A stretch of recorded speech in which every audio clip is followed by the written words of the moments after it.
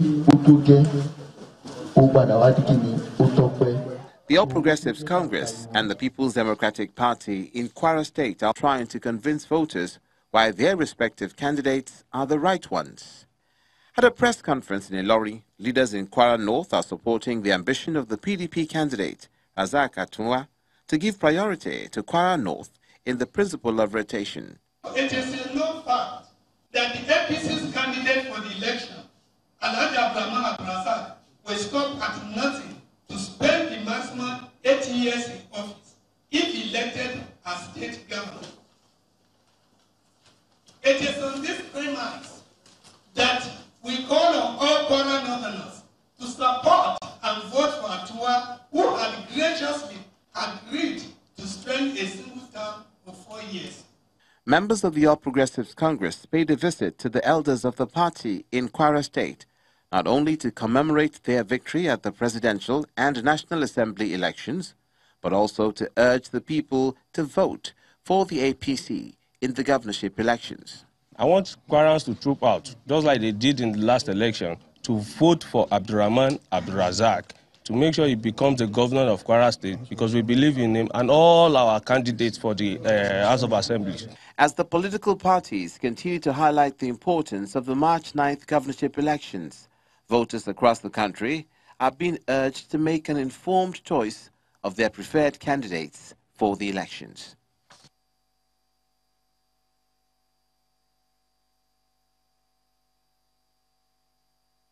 This is going to be the governorship election in 29 states of the Federation. As you are aware, in 7 states, the governorship elections are staggered and conducted off-season.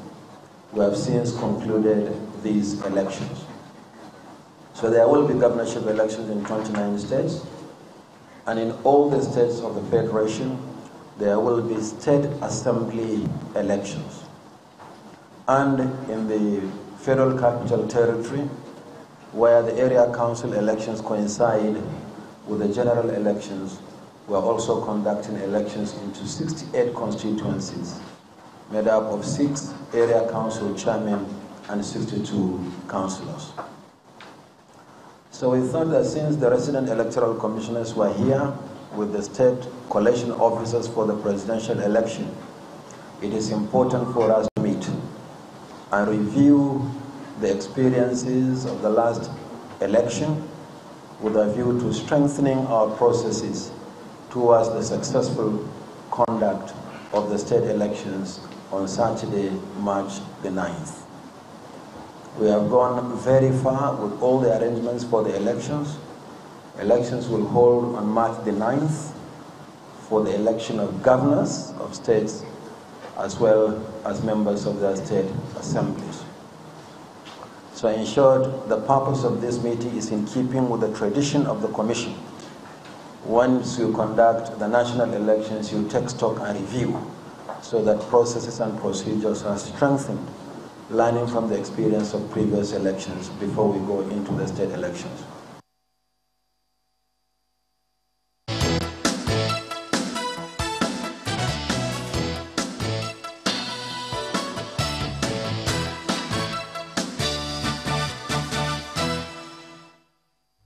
And that's where we're keeping our focus this morning, and to understand all of that and, of course, the reasons why we haven't seen the release of those results of those who have won and those who have lost the presidential and National Assembly elections. Let's now head to Abuja with Maugbe.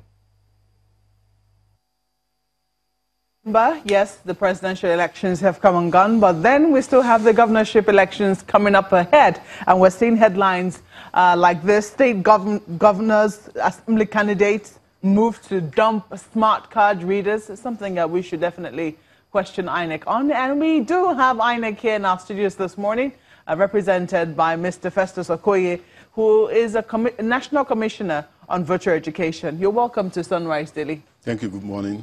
Good morning. Now, a number of people will say that the elections have come and gone, imperfect as they were. I think the degree of imperfectness or imperfection now will now depend on who is looking at it. But even INEC has acknowledged that there have been shortcomings.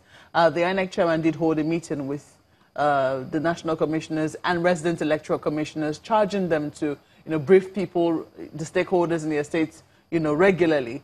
But what do you make of this headline, which you see now? State governorship, assembly candidates move to dump smart card reader. Is it a possibility that they could say we're not going to adopt smart card readers at the state governorship elections?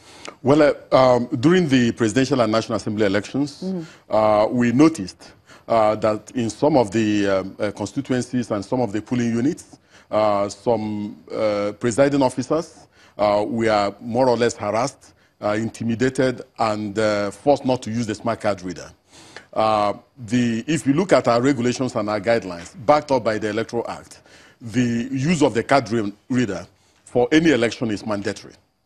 Now, what we have done is that prior to the elections, we did brief the collation officers and the presiding officers that in any community where the people in a particular polling unit or in a particular community willfully discard the use of the card reader, that in that particular polling unit, that 0 results should be recorded for them. Because if you don't use the card reader, what that means is that there was no election in that particular polling unit.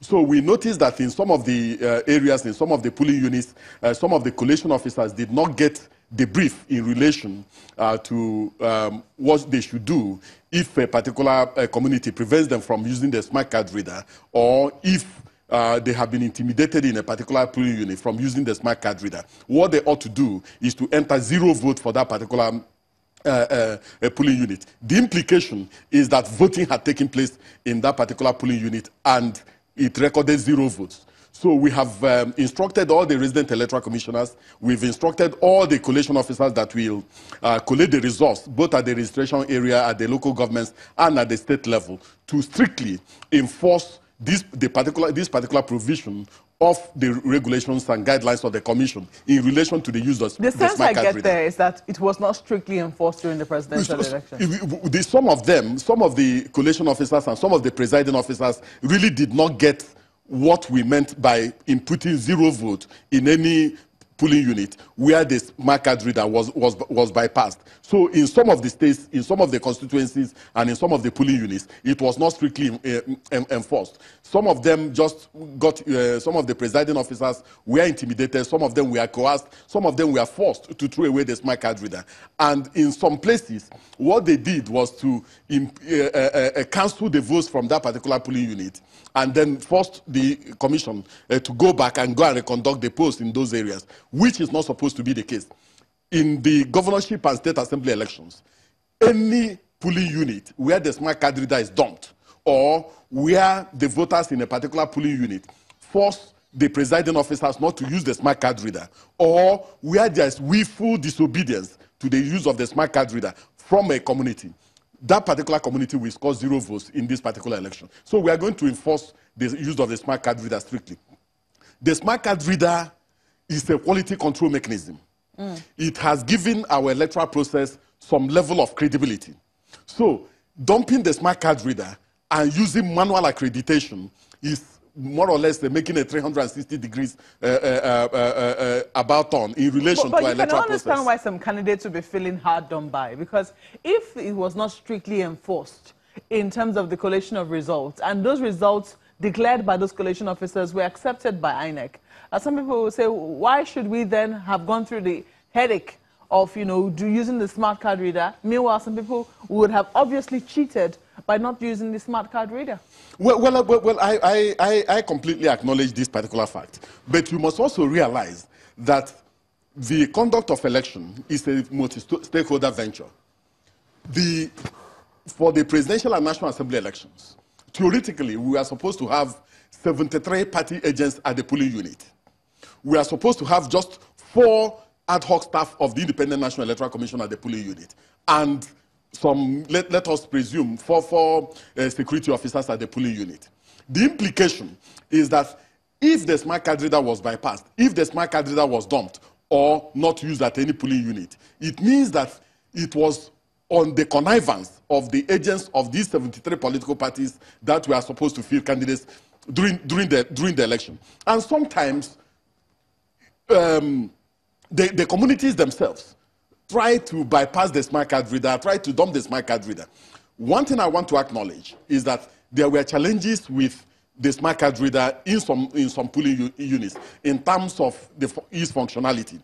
In some of the polling units, what the presiding officers were advised to do, if you have any challenge with the smart card reader, you have your supervisory presiding officer, you have the electoral officer, you have the RACTEX, you call them and they will come and fix the problem. If by 2 p.m. you are unable to fix the problem with the smart card reader, you inform the voters at the polling unit that elections will continue the following day. But what happened was that in some of the polling units, the moment there's a challenge with the use of the smart card reader, after 20 minutes, there will be commotion at the polling unit, and the presiding officers will be forced to dump the smart card reader and begin manual accreditation. So I agree that there were some infractions in relation to the use of the smart card reader in some of the polling units, but we have advised all the relevant authorities and also advised all the collation officers and the electoral officers and supervisory presiding officers that the use of the smart card reader is a mandatory provision of the regulations and guidelines of the Commission, backed up by law.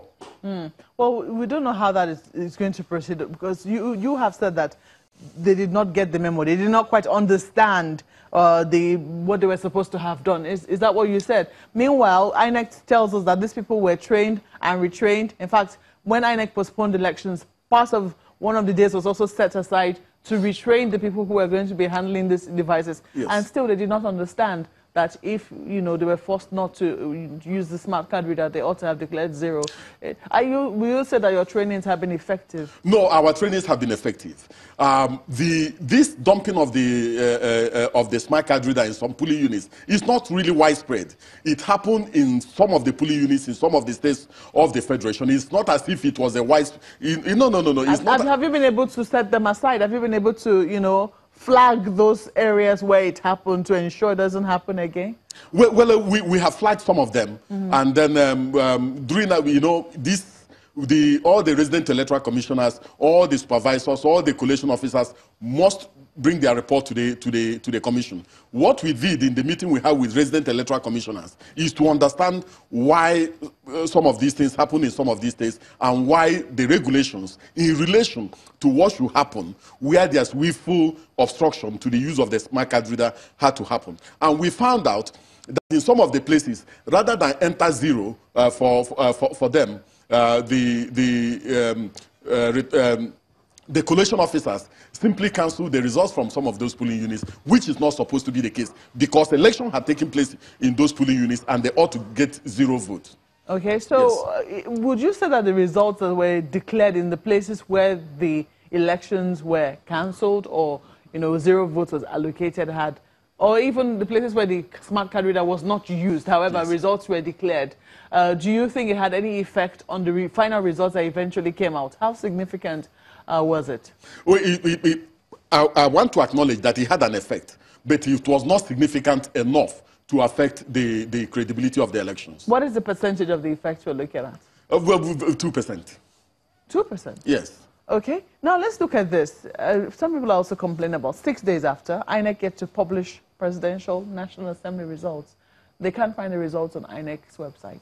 Well, you know that the National Assembly elections are conducted at the state level. What we have done is